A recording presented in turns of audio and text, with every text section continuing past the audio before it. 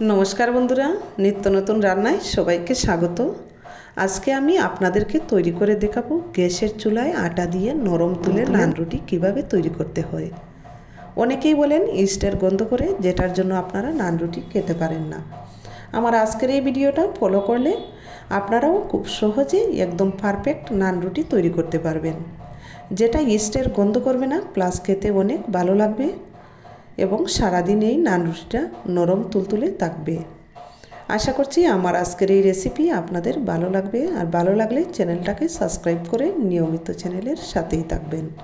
তো নান রুটি বানানোর জন্য প্রথমেই নিয়ে নিচ্ছি 2 বাটি আটা, হাফ চামচ নুন, 2 চামচ চিনি আর 2 চামচ গুঁড়ো দুধ, 1 চামচ ঘি আর 1 চামচ সাদা তেল আর 1.5 চামচ ইস্ট। ঘিটা দেওয়ার কারণ হচ্ছে ইস্টের যে একটা গন্ধ আছে সেটা চলে যায়। তারপর শুকনো উপকরণটা একসাথে মিশিয়ে নিচ্ছি। তেলটা আটার সাথে ভালো করে মিশে গেছে। এখন অল্প অল্প করে উষ্ণ গরম পানি দিয়ে গুলাটা তৈরি করে নিচ্ছি। তো আমি আজকে আটা দিয়ে তৈরি করছি, আপনারা কিন্তু চাইলে ময়দা দিয়েও তৈরি করতে পারেন। হাতের কাছে কিন্তু সব সময় ময়দাটা থাকে না, আটাই থাকে, এজন্য আমি আটা দিয়েই শেয়ার করলাম। এই গুলাটা কিন্তু নরম করেই মাখতে হবে, তবেই তো নানটা একদম সফট হবে আর অনেকক্ষণ পর্যন্ত নরম তুলতুলে থাকবে। এখন এই রকম একটা প্লাস্টিকের সাহায্যে ঢেকে 1 ঘন্টার জন্য রেস্টে রেখে দেব। আর আপনাদের হাতের কাছে যদি সময় কম থাকে তাহলে 30 মিনিটের জন্য রেখেও বানাতে পারবেন, তবে এটাকে একটা গরম জায়গায় রাখতে হবে। তো আমি এটাকে প্রায় 1 ঘন্টার মতো রেস্টে রেখেছিলাম। আমি চুলার পাশে রেখেছি, 1 ঘন্টার মধ্যে ফুলে দেখুন ডাবল হয়ে গেছে। আপনারা চাইলে রোদে অথবা হালকা গরম পানির উপরে বাটি বসিয়েও রাখবেন, সেক্ষেত্রেও কিন্তু ডোটা দ্রুত ফুলবে।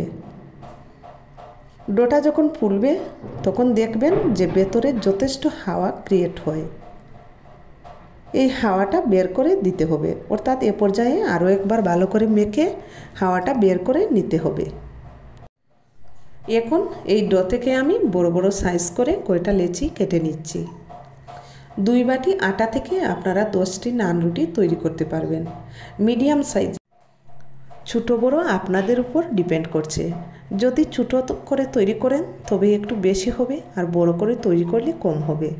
তো একটা লেচি নিয়ে আমি হাত দিয়ে এভাবে গোল করে নিচ্ছি। লেচিগুলো গোল করে নিয়ে সাথে সাথেই বেলতে যাবেন না, 5 মিনিটের মতো রেখে তারপর বেলে নেবেন।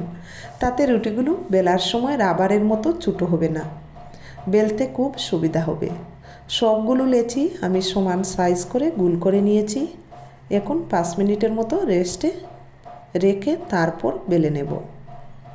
তো 5 মিনিট পর আমি রুটিটা বেলে নেওয়ার জন্য পিঁড়িতে কিছুটা আটা ছড়িয়ে দিয়ে একটা লেচি নিয়ে একটা রুটি বেলে নিচ্ছি। আর নান রুটি কিন্তু একটু মোটা করে বেলে নিতে হবে, তবে খুব বেশি মোটা করবেন না।